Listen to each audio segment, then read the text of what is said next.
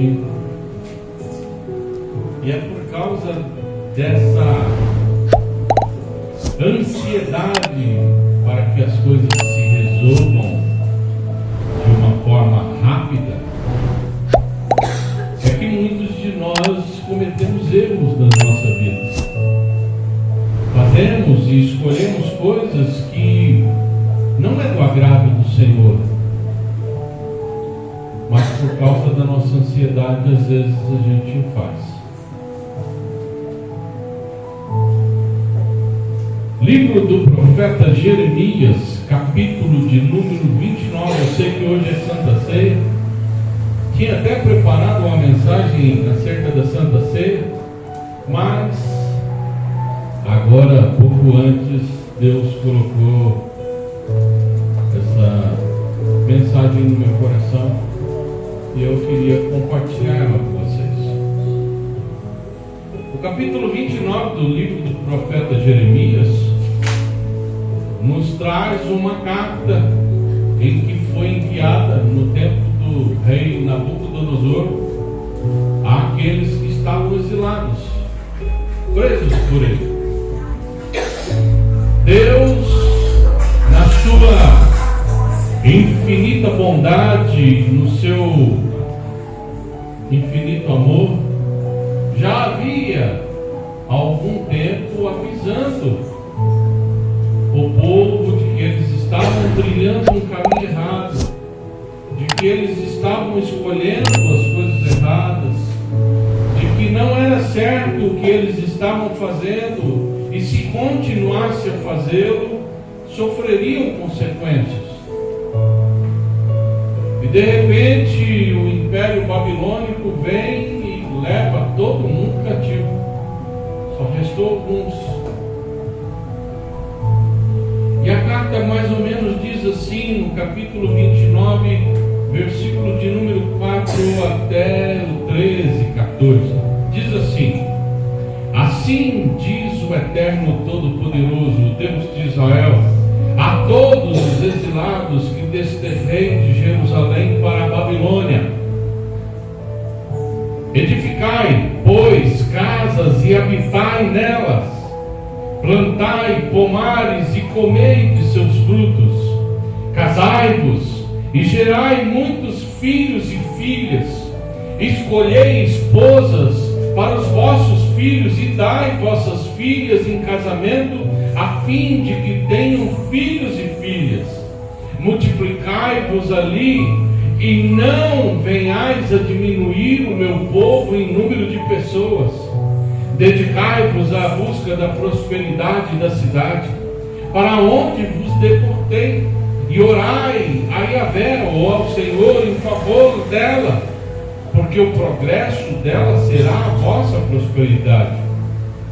Enquanto assim diz Yahvé dos exércitos, o Senhor dos exércitos, o Deus de Israel: não vos deixeis enganar pelos profetas e adivinhos que habitam entre vós, nem deis atenção aos sonhos que vós mesmos os estimulam a ter.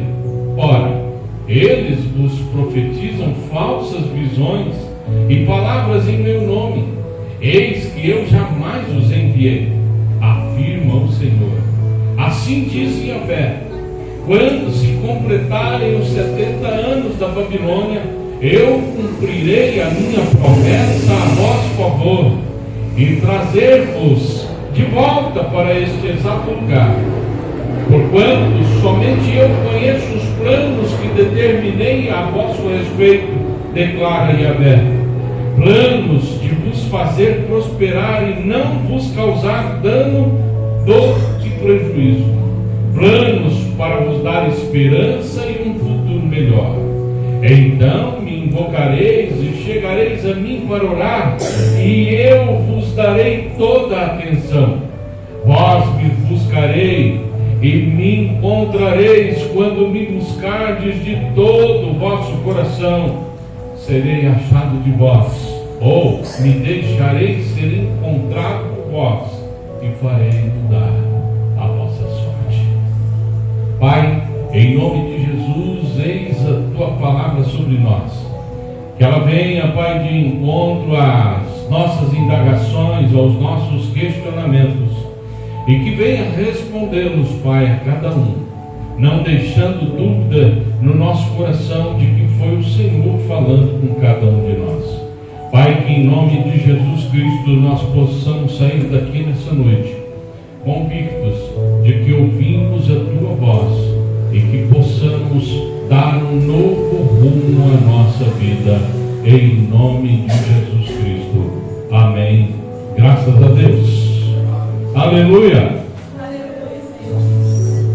O povo, por não reconhecer aquilo que fizera de errado, começou a estimular os outros que se diziam profetas a falar não aquilo que eles precisavam ouvir, mas a falar aquilo que eles queriam ouvir. E não é diferente dos dias de hoje.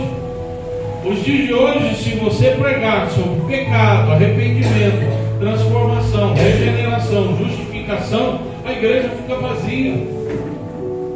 As pessoas querem que nós falemos a elas que tudo que acontece na vida dela, o culpado se chama Satanás, não ela.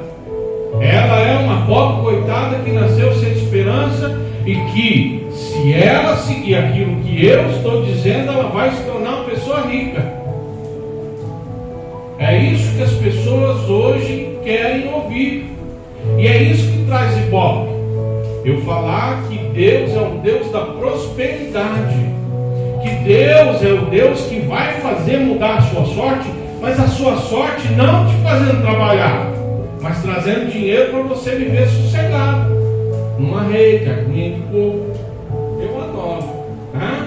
Debaixo de uma banheira, pastor? Capivarinha, aquelas árvores cheias de sombra. Seria muito bom, mas não é isso que Deus quer.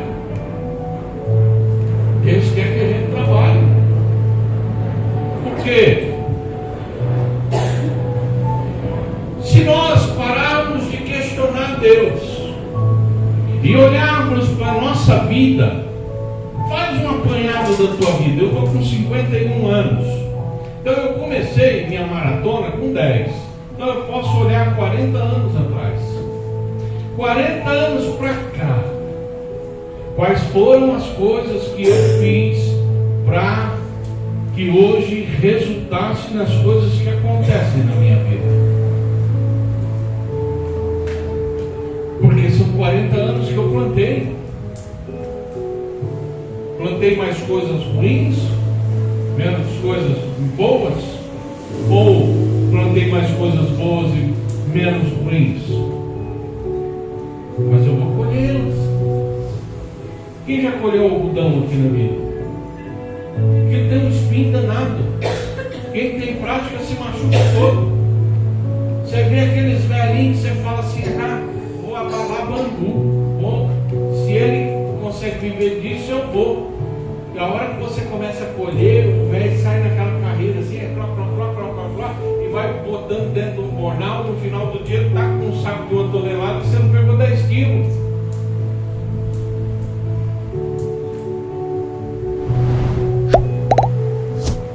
Queremos vencer as coisas com a força dos nossos braços. E a Bíblia diz que maldito o homem que confia no homem. Mas não é confia no próximo, não. É o homem que confia em si mesmo, que acha que ele é poderoso para dar um jeito na vida dele. E nós não somos. Nós somos dependentes totalmente desse Deus. Sem Deus nós até conseguimos sim encher a cara, usar uma droga,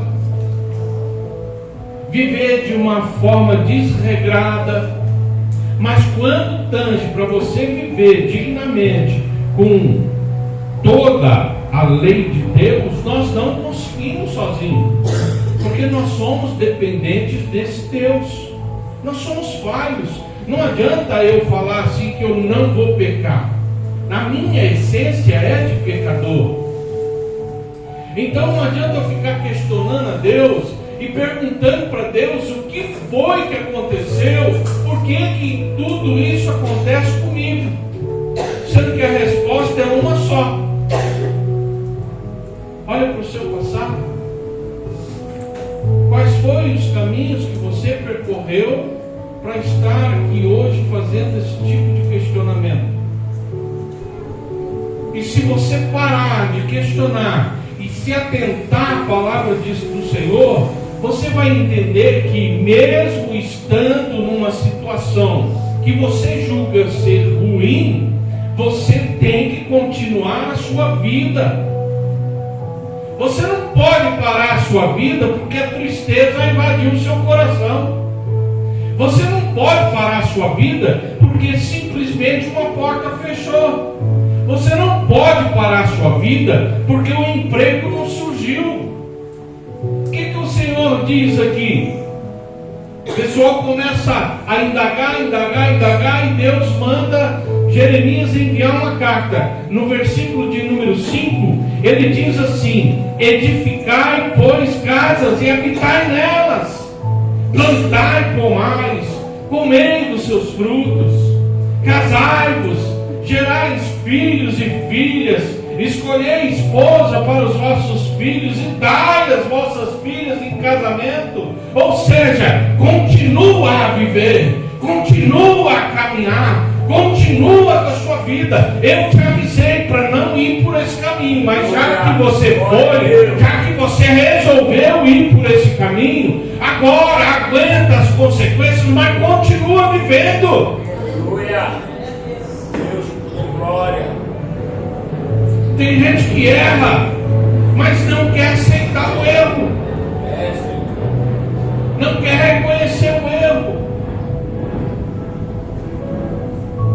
Vindo para cá, eu e Ana conversando, eu já falei isso aqui numa pregação, e ela me lembrando, me trouxe à memória, comentando sobre uma pregação que ela ouviu, dizendo que quando alguém chega para te acusar de alguma coisa, para te chamar de mentiroso, de safado, de sem vergonha, entre outras coisas, se você é uma pessoa que se humilha a Deus e reconhece os seus erros, como que é reconhecer os erros? Não é só chegar diante de Deus e falar assim: ah, Deus, eu sou pobre, pecador, ai, vida, ai, coitadinho de mim, eu sou pecador, estou reconhecendo, Deus. Não, é dizer para Deus: Deus, eu sou mentiroso e eu preciso que o Senhor me ajude a parar de mentir. Eu sou safado e eu preciso que o Senhor me ajude a parar de ser safado, porque pecado tem nome. Pecado não é simplesmente chegar diante de Deus e falar: Deus, eu sou pecador. Todo mundo é pecador, mas qual é o pecado que eu cometo? Eu tenho que reconhecer esse tipo de pecado. Qual é o nome desse pecado que anda assolando a tua vida? Porque enquanto você não reconhecer que você comete erros e esses erros têm nome, você vai viver na Babilônia. Quando eu tenho alguém que chega e me acusa, mas eu sou uma pessoa que reconheço meus erros, eu olho assim e digo assim: eu sou muito mais do que isso que essa pessoa está falando. Eu sou mais pecador do que isso, então ela não consegue viver da maneira que eu realmente me vejo. Então eu estou ganhando. Eu já melhorei. Agora, quando eu não reconheço, alguém chega e me chama de mentiroso, eu falo assim: mentiroso é você, filho de Jezabel. Quais são os erros que nós temos praticado? Porque são esses erros que nos aprisionam.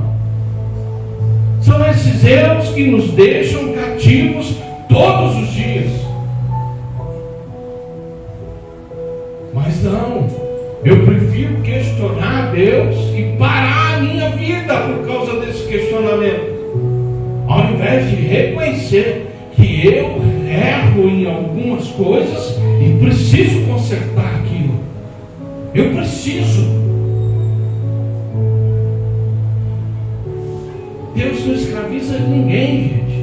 Nós somos livres para continuar no erro, para continuar caminhando para o abismo, mas nós também temos a liberdade de falar assim: não, eu preciso dar um jeito na minha vida. Porque não tem condições de eu continuar da mesma maneira. A carta de Jeremias, depois que se você quiser ler ela toda e pautar ela traz um tesouro de sabedoria.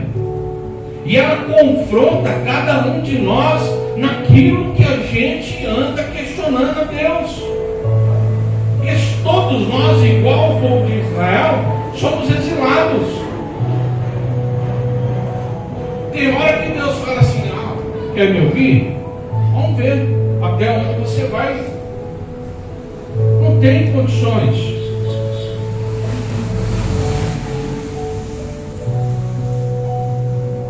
Continua a sua vida. Continua com Deus. Continua crendo em Deus. Não é porque as coisas estão ruins que vão continuar ruins. As coisas vão melhorar. Mas o que eu tenho feito para as coisas melhorar?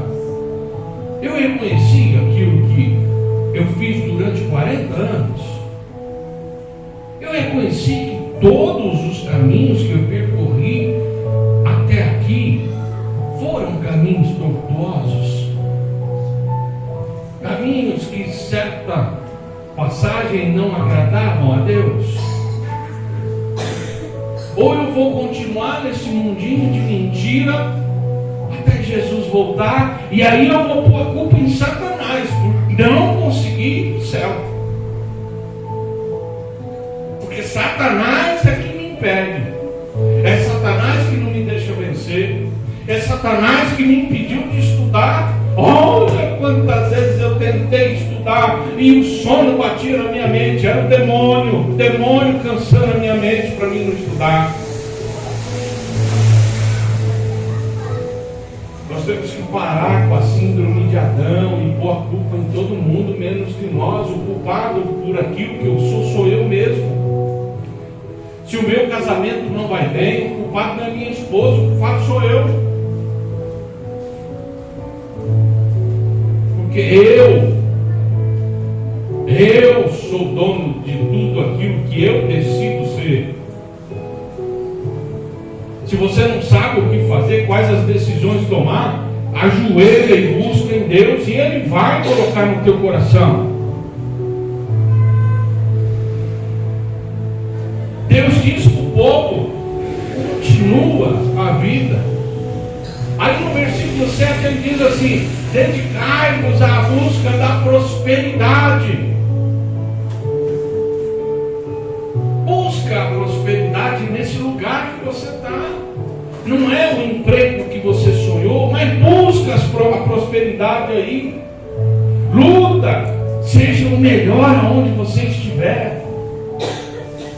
Porque se aquele lugar prosperar, você também vai prosperar. Eu já vi irmãos pegar. Hoje vem só o recado lá de que o pagamento caiu na conta. Mas eu lembro de tempos que vinha o cheque na mão do abençoado. Ao invés dele abençoar aquilo, ele ficava: olha que miséria de salário. Você mesmo está profetizando sobre aquilo que é seu, que foi ganhado com o teu suor.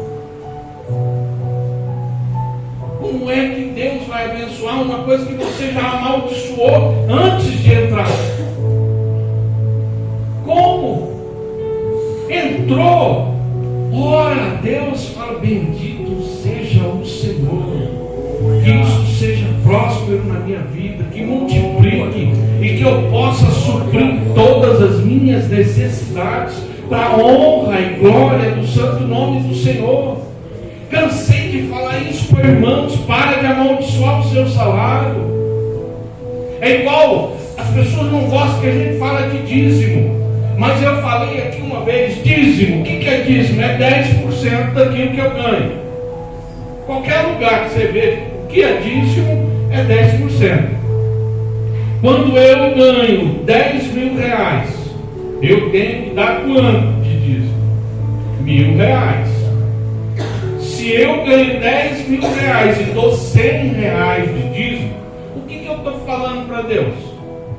Eu não quero ganhar 10 mil reais, eu quero ganhar 1.000. que esses 10 mil não estão me satisfazendo. Mas eu quero ganhar 1.000 porque eu sou uma pessoa que eu gosto de viver um pouco.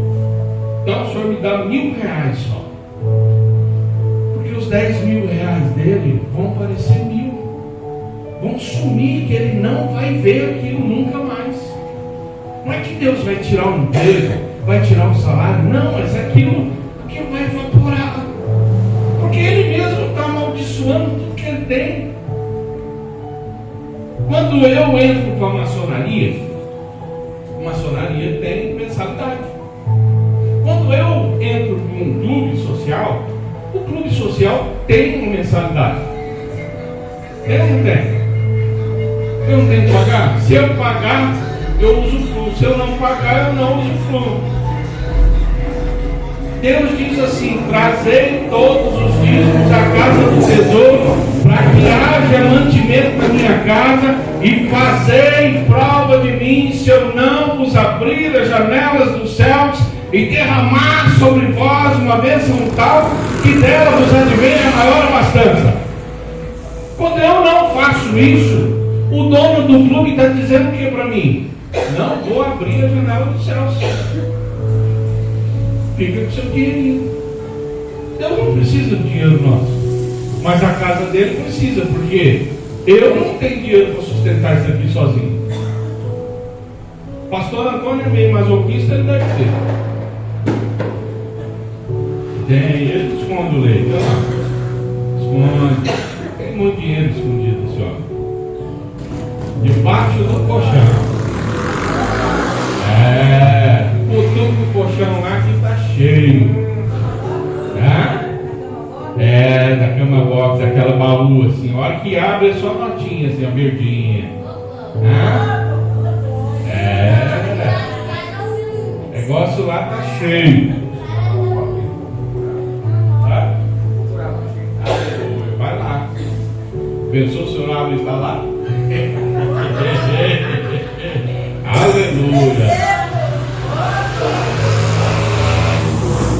E aí Deus continua na carta dele: não vos deixe enganar pelos falsos profetas. Versículo de número 8. Por que quando a gente está ruim, passando por dificuldade, a gente quer que as pessoas fiquem bajulando a gente? Eu lembro quando eu cheguei aqui em São Paulo, eu sempre tive um jeitão assim, os outros sempre achou que eu fui rico, que eu sou rico. Não sei porquê. E aonde eu ia, a profecia era só dinheiro. E eu falava: Ana, não cai nessa não. Nem dá ouvido para esse povo. Isso não me ilude. Eu não me iludo com dinheiro. Eu não ligo para dinheiro. Se eu tiver que perder tudo hoje e começar do zero, eu faço. Mas com Deus do meu lado. Quantas vezes eu já recomecei minha vida? Quantas vezes talvez você já recomeçou sua vida e você venceu por força sua? Não, foi porque Deus abençoou. Vocês conhecem a minha história. Eu fiquei sem carro, eu fiquei um monte de coisa.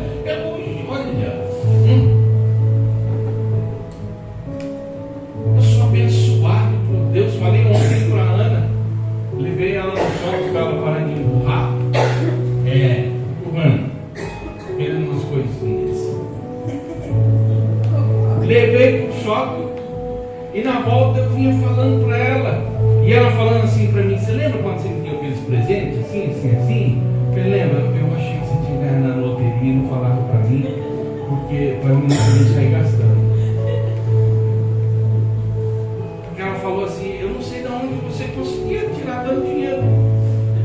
Eu falei: mas não é que eu consigo tirar muito dinheiro, é que Deus me abençoa.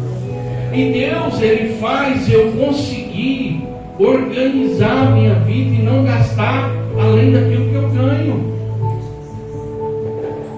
Porque quando eu olho para ela e falo assim: não dá, não dá. Não adianta achar que eu vou fazer, que eu vou passar. Eu detesto cartão de crédito, gente. Eu tenho uma raiva de cartão de crédito. Ainda mais quando eu atraso. Tá, acho que 14%. Eu, quando cheguei aqui em São Paulo, um dos meus cartões era de 12 mil reais. Aí eu atrasava por causa de quem? Vamos ver se vocês adivinham. Aí atrasava, era 1.200 contos de juro. Eu quase me infartava, porque, meu Deus do céu, eu pagava 1.200 contos de juro. Onde está isso?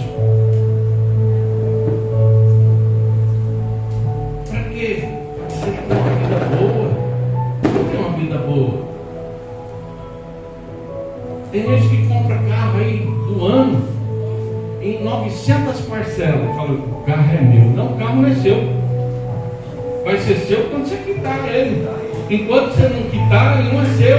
Eu tinha um C4 Balas, vocês não conheceram ele. Eu paguei, ele valia 25 mil, eu já tinha pago 17 mil nele. Na pandemia deu busca e apreensão. Eles recolheram, venderam meu carro e querem que eu pague 12 mil reais ainda. Porque diz que eu devo o carro. É uma lógica boa isso, né? É como se eu tivesse o carro, tivesse alugado ele. Eu aluguei o carro e agora eu ainda devo o aluguel do carro. Então, para de ouvir coisas que agradam o teu coração. Quando uma palavra vir de confronto àquilo que você entende que é seu, traz para dentro do coração e tenta consertar. Não fica achando que é recadinho, não. Uma coisa que crente acha é assim: nossa, quem falou da minha vida para o pastor? Alguém falou. Quem é o fofoqueiro? Não tem lógica isso. Existe um Deus que nos ama. E é nessa hora que Deus fala com a gente. É através da palavra dele.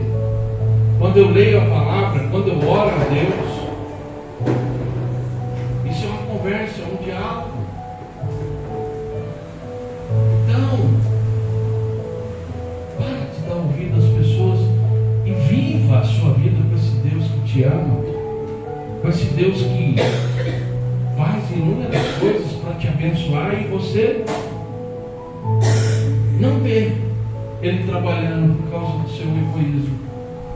Você não consegue ver a mão de Deus, mesmo nos caminhos tortuosos, te carregando, te conduzindo, te levando para um lugar que Ele quer que você esteja.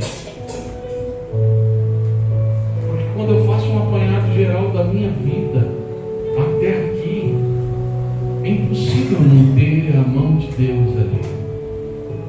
Se não tivesse a mão de Deus, eu não estaria mais vivo. Eu não estaria mais aqui.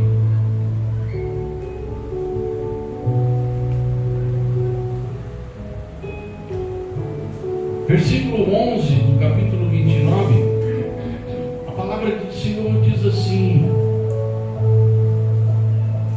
eu é que sei que pensamentos eu penso de vós, diz o Senhor.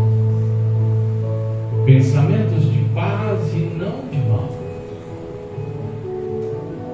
Vem o fim dele, que é muito importante para nós, para vos dar o fim que desejais. Qual é o fim que você quer para a tua vida? Qual é o fim que eu quero para a minha vida? Porque é esse fim que eu luto tanto, que Deus vai fazer eu conseguir.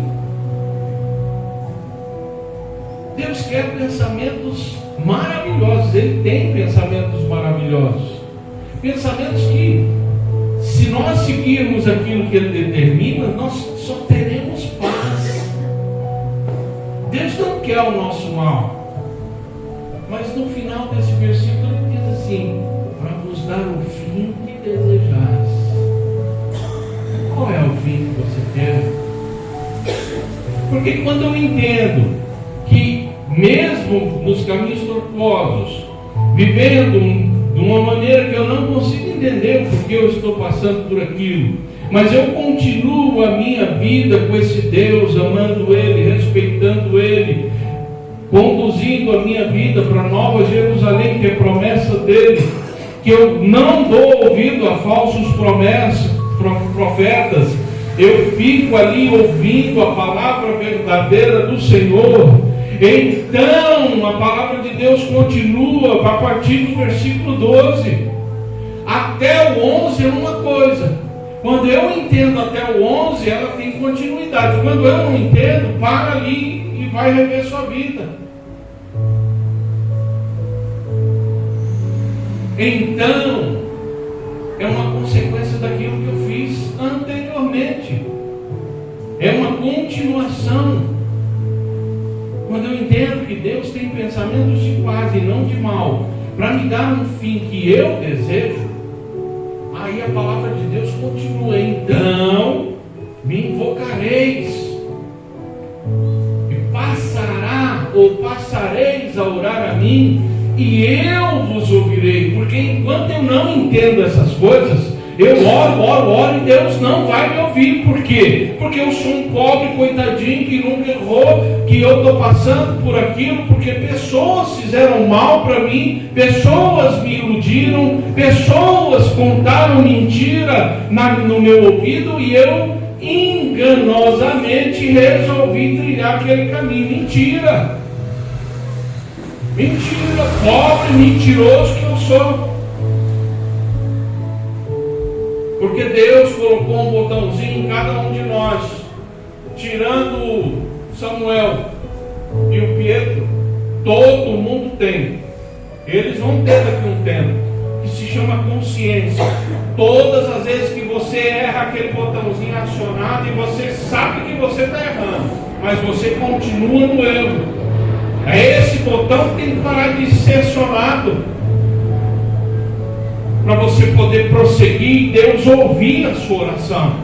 Porque quando Deus ouve a nossa oração, como está prescrito no versículo 12, o versículo 13 vem para confirmar: buscar-me-eis e me achareis quando me buscardes de todo o vosso coração. Coração não é essa bomba pulsante de sangue, não. Coração é vida. Toda a sua vida tem que ser voltada para esse Deus.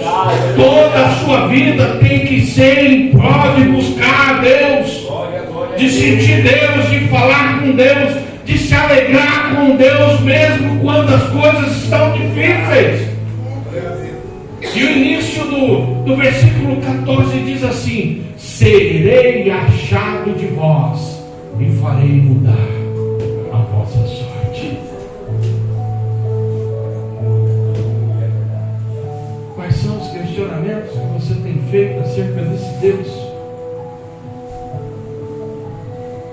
Porque se Ele não respondeu aos seus questionamentos hoje, eu sinto muito, mas você não abriu o coração para Ele. Nós somos donos dos nossos próprios fracassos. Não adianta eu prestar o vestibular e depois culpar Deus ou Satanás ou outras pessoas. Eu sou o culpado, eu não estudei. Uma pessoa que quer fazer medicina, ela tem que estudar no mínimo 8 horas por dia durante 6 meses. A pessoa acha que vai chegar lá e Deus vai colocar tudo na mentinha dela. Se fosse assim, eu era PhD em tudo quanto é matéria.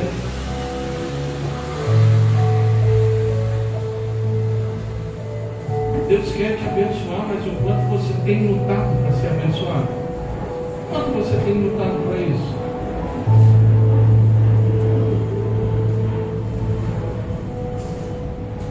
Meu desejo é ganhar 100 mil por mês. O que eu tenho feito para ganhar 100 mil? Nem assaltante eu presto para ser, porque eu tenho medo de borracha. Eu medo da borracha? Não. Melhor ficar ganhando essa merreca.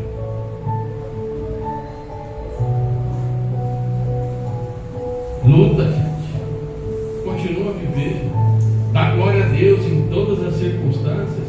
Pegou lá seu salarinho, por mínimo que ele seja, abençoa ele. Quando eu inventei ter uma fábrica de produto de limpeza, já estou encerrando, eu tinha saído da igreja, eu vivia da obra, que era assalariado como pastor. E por causa de algumas coisas eu resolvi trilhar o meu caminho. Eu resolvi vender sabão. Sabe quanto foi minha renda mensal no primeiro mês de eu vendendo sabão? R$200 mensal. O lucro meu mensal foi R$200. 3 anos depois, sabe quanto que era o meu lucro mensal? R$10.000. Porque eu nunca amaldiçoei aquele povo. Eu sempre dei glória a Deus pelo pouco que entrava. E Deus prosperou a minha vida. Quando eu cheguei aqui em São Paulo, todo mundo de Dona Ana achou que eu era rico. Eu não era rico. Eu tinha umas coisinhas guardadas. E aí um dia eu cheguei a ser pobre. Mas não deixei de ser rico de Deus. Rico da presença do Espírito Santo. E confiante que Deus ia transformar a minha vida. Que ia mudar a minha sorte. E que ia mostrar para muitas pessoas que se eu conseguir do nada chegar ao que sou hoje, qualquer um pode. Basta confiar em Deus, se esforçar demais e abençoar tudo aquilo que Deus colocar nas suas mãos. Que Deus abençoe vocês. Em nome de Jesus.